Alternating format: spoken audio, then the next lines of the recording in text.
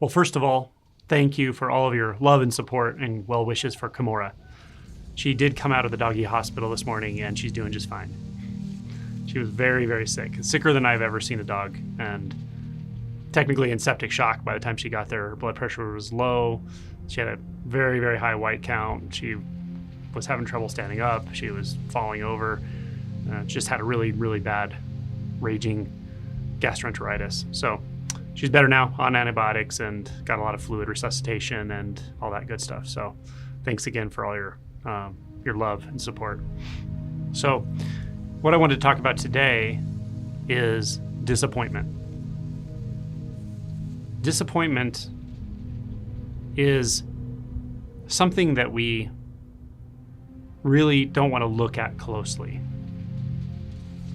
Sure, we talk about when we're disappointed or we complain about situations in life, but we don't want to look at it closely in the sense that we don't want to see that it's actually a misperception. It's a misperception. And we set ourselves up to feel the disappointment earlier on without realizing it. The way we set ourselves up to feel disappointment and become identified with that feeling, and then we are disappointed, we become disappointed, literally,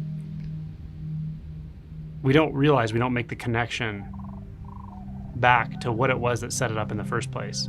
That seemed like an innocent thought or belief that we just held on to a little too tightly. What it is we'll have an expectation. Expectation and disappointment are tied together. We'll have an expectation, which you could say is different than an intention. An intention can be quite open-ended. It's creative. It's a willingness to enter the mystery.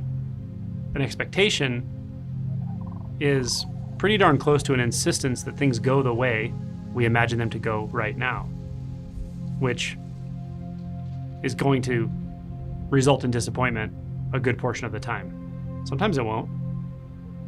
And when it doesn't, it results in a sense of control, an illusion of control, but a sense of control. Oh, I made that happen. I controlled that. And the more mind identified we are, the more that will feel good in a certain way. It's good in the way that it upholds the sense of the separate self. It's the kind of good you can't have without a bad. That's just waiting for the other shoe to drop. If you really feel into that, sort of patting yourself on the back for achievement or whatever, however you want to say that, when an expectation is met, let's say, an expectation about how we think things should go, and then it just goes that way, which is fine, of course, but then we sort of pat ourselves on the back for it, or we take some kind of, let's say, pride in it. But I'm not as concerned about pride as more the belief that we caused it. If you feel into that deeply, you'll feel the root of disappointment already there, because it's just a matter of time before the same set of conditions or a similar set of conditions result in the opposite outcome. We expect something to happen, and it doesn't. We expect things to go the way we thought they would or should, and it doesn't. They don't. We expect a person to act this way or that way, and they don't. Simple.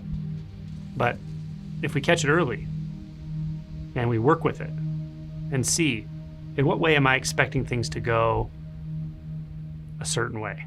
And what is the cost of that? And what is the other possibility? As I mentioned earlier, the possibility is to have an intention, perhaps, a creative impulse, it's fine. But to be open-ended about it, to then release life to be what it is. Release yourself into the mystery. That's where the juice is. That's where the fun is, actually. The deep and profound enjoyment of aliveness only comes when you relinquish the illusion of control. You have to enter that mystery. And really, you've never been out of the mystery. It's right in front of your face at all times. That's why ultimately it feels so peaceful.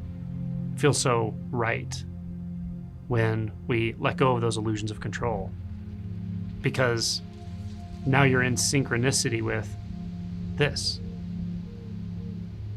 The illusion that kept you feeling separate from everything and feeling like a separate someone has fallen. When that illusion falls, there's a profound and deep knowing,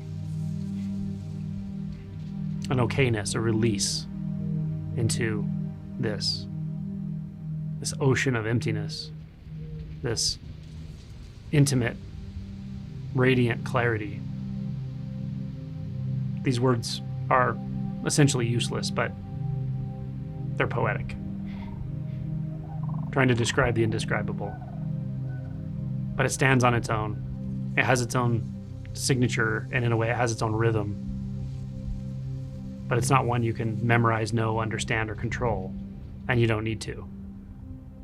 There's a profound mystery here about all of this. And that's what you want. And you know it when you stop running from it, stop making distance from it, stop trying to imagine your way out of it by imagining your way into something else, which is an illusion, an expectation, setting yourself up for disappointment. And if there is disappointment, that's perfectly okay. You can feel right through the root of this. Oh, disappointment. Oh, there was an expectation. Before the expectation, there was a desire for control. Before the desire for control, there was a sense of separation. Before the sense of separation, there was just this little tiny bit of discomfort and something saying no to experience that seemingly created a rift between myself and everything. But when I take it all the way back to that edge, teeter over the edge, step over the edge, there's no separation. There's no before and after. There's no agent and there's no agency, and there's no need for any of it.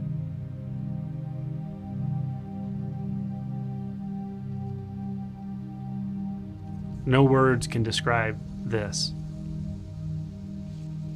I use the terms mystery, I use the term spontaneity, intimacy, but it's really not describable. But it's livable. It's available. It's here for you. Always.